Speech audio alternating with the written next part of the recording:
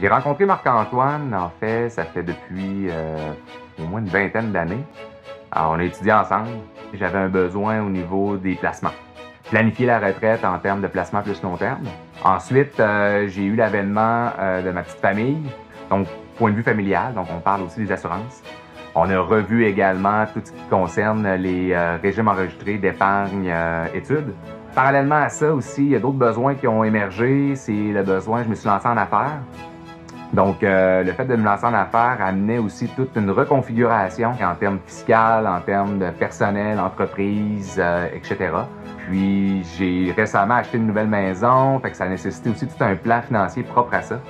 Comme on peut voir, dans le fond, l'idée, c'était, je pense, de réussir à avoir un portrait global de notre situation familiale et personnelle et d'entreprise. Fait que c'est là que je dirais que ça se distingue, de pouvoir aussi, je pense, être capable d'avoir une meilleure visibilité sur nos avoirs, sur nos actifs et sur, évidemment, une vision de la retraite.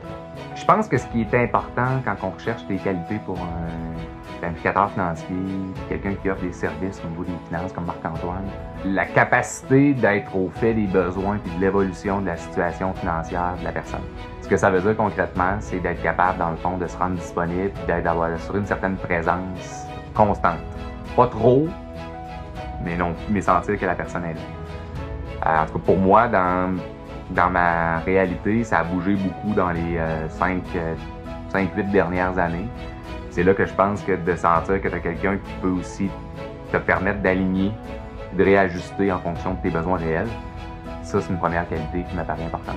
C'est aussi l'écoute dans le sens de non seulement vendre des produits, mais écouter les besoins réels.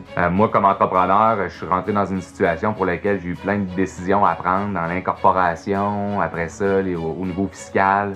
Je sentais le besoin d'avoir quelqu'un qui peut aussi transiger avec mon comptable. Donc, de prendre, oui, ma situation personnelle, mais la situation aussi de l'entreprise pour garder une certaine forme de cohérence là-dedans. Ça, c'est quelque chose aussi que je reconnais comme qualité.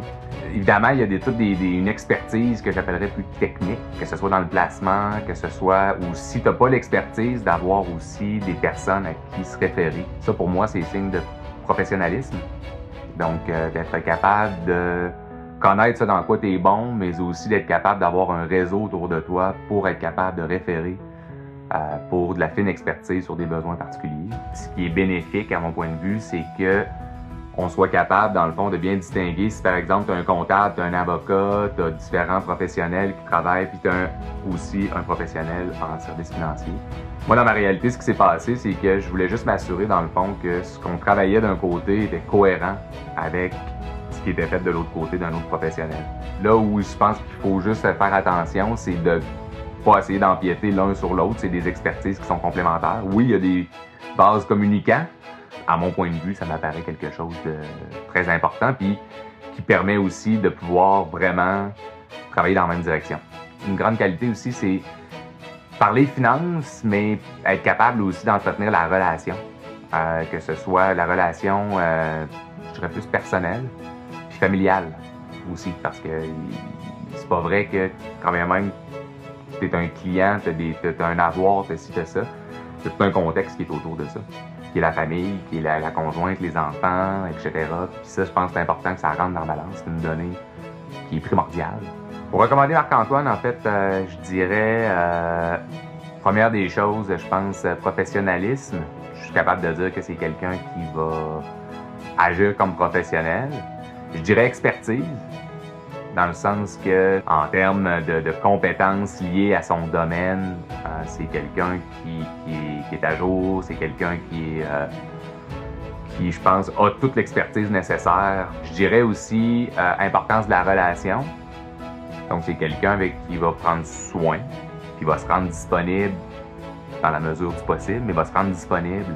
C'est quelqu'un aussi, je pense, qui va être capable de regarder les besoins réels en vue d'y répondre, plutôt que de partir de service à vendre.